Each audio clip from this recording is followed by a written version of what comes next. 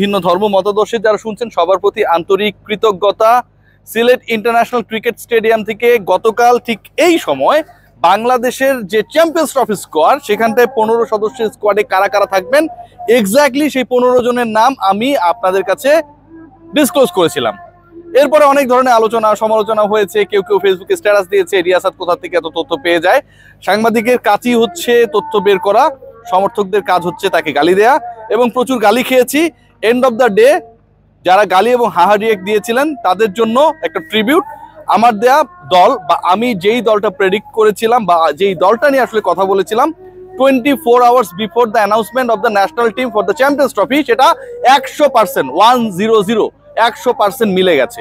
এবং রিস্কি কয়েকটা জায়গা ছিল, যেই জায়গাগুলো নিয়ে আসলে গতকালকে যারা বিভিন্ন সময় বিভিন্ন অ্যানালিসিস গুলো করেছে তাদের সেই অ্যানালিসিস গুলো দেখছিলাম এবং আমি ভয় পাচ্ছিলাম, ইনফ্যাক্ট ভয় পাওয়ার মতোই। যেমন লিটন কুমার দাসের ব্যাপারে আমি বলে দিয়েছি যে he is ruled out from the national team finally. Champions trophy যে দলটা রয়েছে লিটন কুমার দাস সেই দলে ঢুকতে পারবেন না, বা তার ব্যাপারে সিলেকশন প্যানেলের সদস্যরা দে আর নট পজিটিভ। সো এই ডিসকাশনটা যখন আমি করছিলাম এটার এগেইনস্ট একটা ফায়ারি ডিসকাশন হয়েছে বিভিন্ন জায়গা থেকে যে না, finally for the experience Liton Kumar Das is going to be the part of the national side. Liton Kumar দাসকে ছাড়া বাংলাদেশ অ্যানাউন্সমেন্ট করেছে তার স্কোয়াড, এবং এই দলের সবচেয়ে বড় চমকের জায়গাটাই হচ্ছে লিটন কুমার দাস। লিটন কুমার দাসকে রাখা হয় নাই।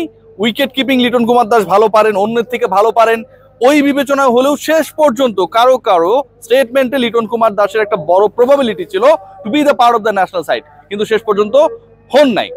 আমার কাছে মনে হয় যেই সিলেকশন প্যানেল এই দলটা ঘোষণা করেছে, গাজী আশরাফ হোসেন লিপু পরম শ্রদ্ধেয়, হান্নান সরকার পরম প্রিয়, আব্দুর রাজ্জাক পরম ইন্সপিরেশন, এই যে তিনজনের ট্রায়ো, তারা আমার কাছে মনে হয় সবকিছুর ঊর্ধ্বে গিয়ে পারফরমেন্স থেকে প্রাধান্য দিয়েছে। যদি এক্সপেরিয়েন্সের কথাই বলা হয় যে এক্সপেরিয়েন্সের উপর ডিপেন্ড করে বাংলাদেশকে দল সিলেক্ট করা দরকার ছিল এবং লিটনকে রাখা উচিত ছিল, তাহলে তো সাকিব আল হাসানকে সবার আগে রাখা উচিত ছিল। সো যখন আপনি পারফরমেন্স কাউন্ট করবেন সেই জায়গাটায় আমার কাছে মনে হয় যদি একজন ক্রিকেটার 2024 সালে তিনি যে খেলেছেন যে ম্যাচেসগুলো 5টা, এবং সেই 5 ওয়ানডের মধ্যে 3টাতে 0 করেছেন, সবশেষ 13 ইনিংসে একটাও 50 করতে পারেন নাই, সবশেষ 7 ইনিংসের প্রত্যেকটাতে সিঙ্গেল ডিজিট আউট হয়েছেন। আপনি বলেন এরকম একটা স্টেট যদি মুশফিকুর রহিমের থাকতো, তামিম ইকবালের থাকতো, মাহমুদুল্লাহ রিয়াদের থাকতো, তাওহিদ হৃদয়ের থাকতো, তাদেরকে কি আপনারা পিক করতেন? সো নিশ্চয়ই এখানে কোনো স্পেশাল কেস করার সুযোগ নেই। You have to pick the youngsters এবং তাদের উপর আপনাকে আস্থা রাখতে হবে। দলের সবচেয়ে গুরুত্বপূর্ণ জায়গা যেটা আমার কাছে মনে হয় যে পেস ডিপার্টমেন্টের চয়েস কারা হবেন সেটা মিলাতে গিয়ে সিলেকশন প্যানেলকে মোটামুটি একটা বড় ধরনের চ্যালেঞ্জে পড়তে হয়েছে, কারণ অনেক পারফর্মার রয়েছেন, অনেক অপশনস রয়েছেন, and finally they have chosen 4 options. আমি বলেছিলাম গতকালকেই যে 4 জন পেসারকে নিয়ে বাংলাদেশ যাবে এবং সেখানটায় হাসান মাহমুদ এবং মুস্তাফিজের মধ্যে একটা লড়াই হবে। শরীফুল কোনো ধরনের ডিসকাশনের মধ্যে নেই, তার পারফরমেন্স নেই, কোনো দিক থেকে শরীফুল আসলে কম্পিট করার অবস্থায় নেই। সো ওই জায়গা থেকে আমরা দেখেছি যে হাসান মাহমুদ মুস্তাফিজের কাছে হেরে গেছেন to be the part of the national side. Taskin Ahmed রয়েছেন আমাদের লিডার, আমাদের সাথে রয়েছেন সেই দলে Nahid Rana the speed star, রয়েছেন Tanzim Hasan Sakib crazy cricketer, he can change any momentum at any time, I do strongly believe on that, এবং রয়েছেন মুস্তাফিজুর রহমান, তার দিনে তিনি সেরা, অন্য সবাই দর্শক। সো আমার কাছে মনে হয় দারুণ কম্প্যাক্ট একটা পেস অ্যাটাক হয়েছে। স্পিন ডিপার্টমেন্টে যদি আমরা খেয়াল করি, হোয়াট আর ভ্যারিয়েশন, যেখানটায় রয়েছে লেগ স্পিনার রিশাদের ইনক্লুশন নিয়ে অনেকটা আলোচনা ছিল যে শেষ পর্যন্ত তাকে নেওয়া হবে নাকি অন্য অপশনের দিকে সিলেকশন প্যানেল যাবে, but Rishad he is the part of the national side. Sometimes আপনাকে এই ধরনের বাজি ধরতে হবে ভাই, সামটাইমস এই ধরনের সুযোগগুলো করে দিতে হবে। গত বছরে টি20তে রিশাদের যে দারুণ পারফরমেন্স কেন হয়েছে, কারণ কারেজিয়াস ডিসিশন মেক করেছিল সিলেকশন প্যানেল, টিম ম্যানেজমেন্ট তাকে সিলেক্ট করা এবং খেলানোর ব্যাপারে। সো রিশাদ হোসেন রয়েছেন leggie, Mehedi Hasan Miraz proven off spinner, এবং বাঁহাতি অর্থোডক্সের যে জায়গাটা সাকিব আল হাসান যেহেতু নেই এবং থাকলেও আসলে তিনি বল করতে পারতেন না, Nasum Ahmed is a part of that team. 7 জন বোলার বাংলাদেশ নিয়ে যাচ্ছে এবং এই 7 জনের থেকে 5 জন ডেফিনেটলি খেলবে, 5টা বোলার নিয়ে বাংলাদেশকে খেলতেই হবে। সো আমার কাছে মনে হয় কম্প্যাক্ট বোলিং অ্যাটাক, আমরা যদি in terms of pace attack দেখি, অথবা আমরা যদি দেখি স্পিন ডিপার্টমেন্টে যে 3 জন রয়েছেন 3 টাইপের বোলার। ব্যাটিং ডিপার্টমেন্টে আমার কাছে মনে হয়েছে ডেপথ অন্য যে কোনো সময়ের থেকে বেশি। তবে একটা জায়গা নিয়ে ডিসকাশন হতে পারে যে আনামুল বিজয়, মানে ওই যে ডানহাতি ওপেনার কেন নেই, এই যে একটা ডিসকাশন, একটা ভ্যালিড ডিসকাশন, সেই জায়গাটায় এনামুল বিজয়কে আসলে আলোচনায় রাখা যেত কি না। আমার কাছে মনে হয় যে তিনি থিঙ্কিং এর মধ্যে, কম্পিটিশনের মধ্যে ছিলেন, বিপিএলও কিন্তু টুকটাক রান করছিলেন। সো এনামুল বিজয় না থাকাটা কিছুটা হতাশাজনক। আবার পারভেজ ইমন যদি বাদ পড়ে যেতেন, এর আগে তাকে খেলানো হয় নাই কিন্তু ট্যুরগুলো করানো হয়েছে, দলে রাখা হয়েছে, ঘোরানো হয়েছে। একজন ক্রিকেটারকে আপনি ড্রেসিং রুমের এক্সপিরিয়েন্স দিচ্ছেন, নিয়ে ঘোরাচ্ছেন, ট্যুর করাচ্ছেন, কিন্তু শেষ পর্যন্ত খেলাচ্ছেন না, এটাও ব্যাড এক্সপিরিয়েন্স হতো। পারভেজ হোসেন ইমন আমরা দেখি, যদি আমরা খেয়াল করি যে Tanzid Hasan Tamim right now consistent হবার চেষ্টা করছেন, সবচেয়ে সিরিজে টানা 2টা 50 করেছেন। সো আপনাকে তো ইয়াংস্টারদের সুযোগ করতে হবে, you should have that trust on them. Parvez Hossain ইমনকে ট্রাস্ট করে আমার কাছে মনে হয় যে খুব বেশি বাজি ধরে নাই সিলেকশন প্যানেলের সদস্যরা।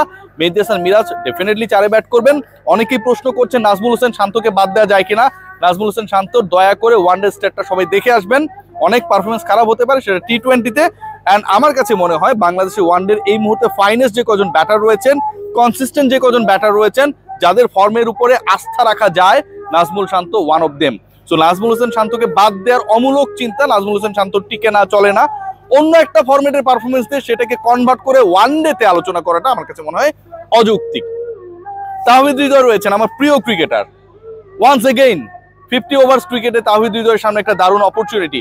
2023-এ আমরা দেখেছিলাম যে তাকে যেভাবে বিভিন্ন জায়গায় ব্যাটিং করিয়ে করিয়ে চন্ডিকা হাতুর হোসেন এবং টিম ম্যানেজমেন্ট অস্থির অবস্থায় নিয়ে গিয়েছিল, সেখান থেকে অন্তত তাওহিদ হৃদয় বের হতে পারবেন। নাম্বার 5-এ আমি তাকেই দেখি। নাম্বার 6-এ মুশফিকুর রহিম নাকি অন্য কেউ, ডেফিনেটলি মুশফিকের উপর শুরু থেকেই ওই আস্থাটা রাখার চেষ্টা করবে টিম ম্যানেজমেন্টের সদস্যরা। নাম্বার 7, 8 মানে যদি এতজন ব্যাটার খেলানো হয়, মাহমুদুল্লাহ রিয়াদ এন্ড জাকির আলী অনিক, পারভেজ হোসেন ইমন তো আমাদের এক্সট্রা ওপেনার হিসেবে থাকছেনই। অ্যান্ড বাকি যারা রয়েছেন আমি বলেছি যে আমাদের মিরাজ বাদ দিয়ে আরো 2জন স্পিনার রয়েছেন, 4জন পেসার রয়েছেন। And it's going to be a exciting team. বাংলাদেশের জন্য সবচেয়ে ইম্পর্টেন্ট পার্ট সেটা হচ্ছে মাঠের ক্রিকেটে বাংলাদেশকে ভালো খেলতে হবে। এর থেকেও গুরুত্বপূর্ণ যেটা, ক্যাপ্টেন নাজমুল হোসেন শান্ত তিনি রিকোয়েস্ট করেছেন টিম ম্যানেজমেন্টকে যে দলটা ঘোষণা করা হবে, এই দল পরিবর্তনের সুযোগ থাকলেও নানা ছলচাতুরিতে, নানা ইস্যু ক্রিয়েট করে, গুটিবাজি ক্রিয়েট করে যেন এই দলে কোনো চেঞ্জেস না আনা হয়। ডেফিনেটলি ক্যাপ্টেনের একটা মাইন্ড সেট আপ থাকবে যে আমি আসলে কাদেরকে নিয়ে মাঠে নামবো, প্রতিপক্ষ অনুযায়ী আমার দলের স্ট্রেংথ কি হবে, সেই জায়গায় চেঞ্জেসগুলো অনেক ক্ষেত্রে সেই পরিকল্পনাতে বাধা হয়ে দাঁড়ায়। Finally no Liton Kumar Das in Bangladesh squad. Finally Liton Kumar দাসকে বাদ রেখে, সবসময় ফর্ম না থাকলেও প্রতিভা আছে, এই যে একটা আপ্তবাক্য মাথায় নিয়ে অলওয়েজ টিম করার প্রবণতা আমরা অলওয়েজ দেখেছি, সেখান থেকে যে বের হতে পেরেছে সিলেকশন প্যানেল, আমার কাছে মনে হয় it should be given a clap. But লিটনও প্রতিভাবান, লিটনের জন্য এটা একটা বড় লেসন। আলটিমেটলি সবকিছুর উত্তর দেবে পারফরমেন্স। তামিম ইকবালকে নিয়ে এত আলোচনা তার 1.5 বছর আগে শেষ ওয়ানডে খেলার পরেও, কারণ তার পারফরমেন্স।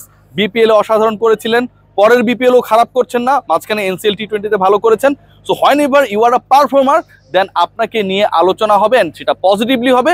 বাট আপনি যদি পারফর্ম করতে না পারেন, গত বছরের 5 ম্যাচে 3টাতে 0 মারেন, আপনি যেই হন না কেন, গাজী আশরাফ হোসেনের সিলেকশন প্যানেল সেখানটায় আপনাকে রাখবে না।